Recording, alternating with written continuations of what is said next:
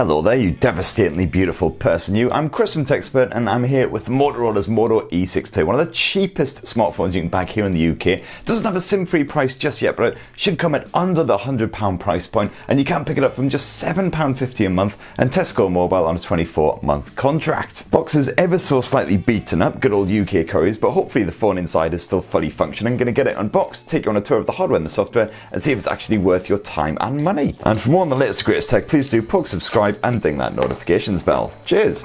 So there's the actual smartphone itself. I'll just stick that aside. Have a quick scoot through the rest of the box, which I'd imagine would be fairly straightforward. So of course you've got the usual readme, blah blah blah. You got your 3-pin plug for actually charging the bugger up, along with of course a bit of USB action, and that's it. Nice and straightforward. Now unfortunately, as with a lot of these super budget smartphones, it is a bit of micro USB, not the latest Type-C reversible USB, so that's a bit of a bugger, but there you go, still a thing in 2020. Ugh. Tell you what, that is one technology I'm definitely looking forward to finally biting the dust.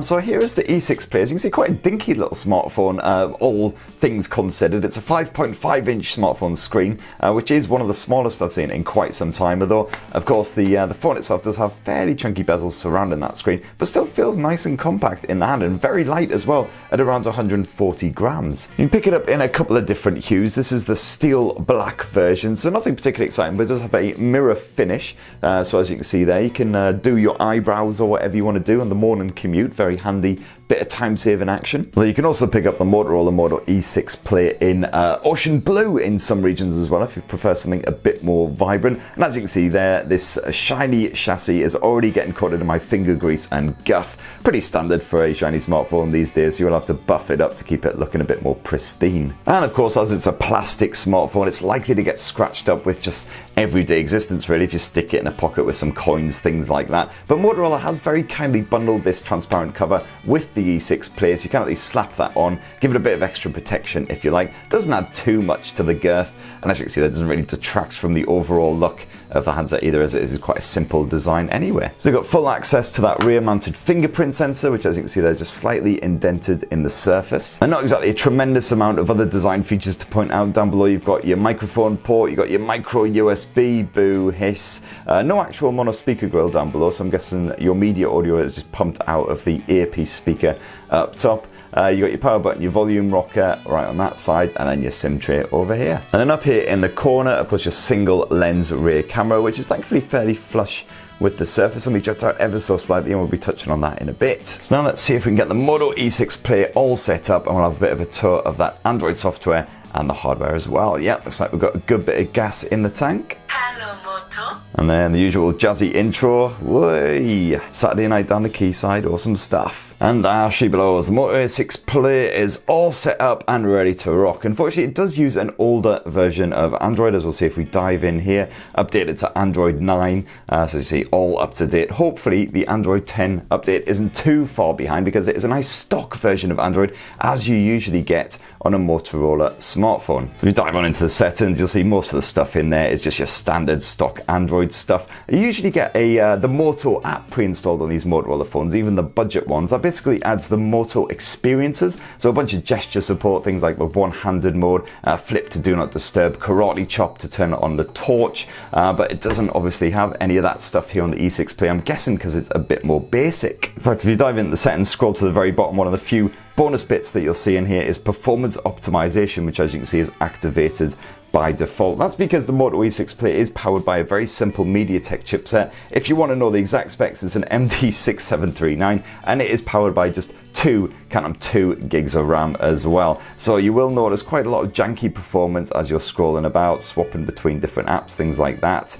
Yeah, you definitely want to have some pretty strong patience. I've already reviewed the Moto E6 Plus, which was a slightly more advanced version of this smartphone, and that was certainly very patience testing at times. So I'm expecting the same sort of thing from the Play. That said, for your everyday shenanigans, it will do the job as long as you're not in a major rush. And you do of course have that rear mounted fingerprint sensor, which, yeah, touch wood, does the job. Again, not super swift, but it'll get you in there after a second or so. And you do actually have face recognition apparently in this bad boy as well, so let's just dive into security. And then yes, it does appear indeed that we have a bit of face authentication, which is quite surprising on such a budget blow. So let's just get that all set up. And there we go, face all registered. So let's turn that on. Now if we want to unlock the smartphone, hopefully I can just turn it off, turn it on again, and yep, there we go. Again, not super swift, just like the fingerprint sensor, but it does the job. I've just been testing out that face recognition. It seems a little bit thrown by dodgy lighting conditions, but on the whole, fairly respectable. And also you need to have your eyes open for it to work as well. It will not work at all if your eyes are closed, so at least it's reasonably secure. Now I mentioned before that the performance is pretty basic here on the Moto E6 players. You kind of expected that sub £100 price point. The rest of the features are pretty basic as well. Unfortunately, you don't have NFC support on there. I don't believe it's dual band Wi-Fi either. It certainly didn't pop up with the usual dual band icon when I was signing into Wi-Fi. So again, very cut down, very pared down specs, as you kind of expect. Let's check out some more of the hardware, and you've got a 5.5-inch IPS display. Me. Apologies, YouTube just crashing on me there. So as I was saying, it's a 5.5-inch IPS screen, slightly stretched aspect ratio. It's an 18:9. Don't get a full HD resolution, unfortunately. It's just standard HD 720p, 1440x720 to be absolutely precise. So when you're watching a bit of Netflix, YouTube, whatever, it will top off at that 720p HD resolution. But it is, of course, a more compact display compared with a lot of smartphones, only 5.5 inches. So as you can see there, your visuals are reasonably crisp. Quite natural sort of colours. The viewing angles are actually alright as well, no complaints on that front, and it seems sort of reasonably bright, not super bright, but hopefully even on a sunshiny day you'll be able to see what is going on. I'm just going to try boosting up the audio as well.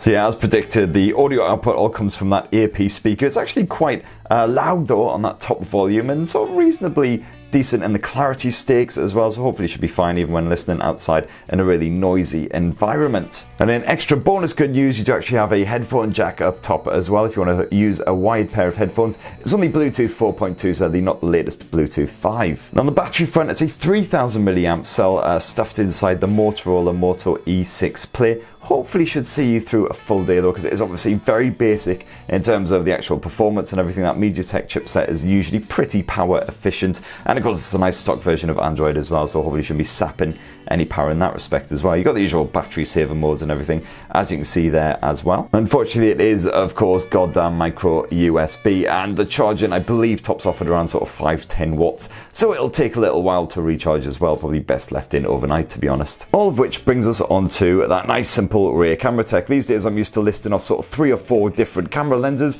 In this case it's just a single lens. It's a 13 megapixel f2.2 with a bit of phase detection autofocus. Now if we dive on into the camera app, you'll see it's a very basic stripped down affair compared with the usual Motorola app you get on the likes of the Motorola G7 series, things like that. So as you can see, just a nice big shutter button for taking your photos. The only other bonus camera mode you'll see on here is video by the looks of it. You can just swap between the two like so. In your photo mode, of course, you have a number of toggles up top, so you've got your HDR mode. There's no auto HDR, you either have to have it on or off, unfortunately. Beauty mode, flash, etc, etc. I'm guessing this one up top here is a form of portrait mode, which you can then adjust the level of down here. Very simple bunch of settings if you tap your way in this little icon here eventually. So you've got different scene modes you can use to sort of just tweak those settings a little bit to suit the ambient vibe. Timer, GPS location info, things like that. Just very, as I say, simple and straightforward. And if you swap to video, let's see, I believe you'll probably only be able to shoot up to full HD resolution video. Yeah, so it starts off at HD as standard. You can bump up to full HD if you like. So yeah, unsurprisingly, no 4K option. But likely to be fine for you, your simple everyday shots, but I certainly wouldn't expect it to take any particularly great looking photos in the likes of HDR conditions, nighttime, things like that. Basically just don't bother, because it's probably not going to do the job very well at all. If we swap back to photo mode, you can then swap to the front facing camera. It's a 5 megapixel selfie camera. Again, very basic. So you just take a quick snap, shoot some basic video and everything as well. And you got the likes of the beauty mode, which I certainly need today because I didn't sleep very well at all last night. I need all of the coffee. And there you have it. That in a nutshell is the Motorola Moto E6 Play. So as I say, should be coming in around the sort of £80 SIM-free asking price if it is available SIM-free. Otherwise, under under a tenner a month on the likes of Tesco Mobile. So again, if you're really limited in terms of your budget, you just want something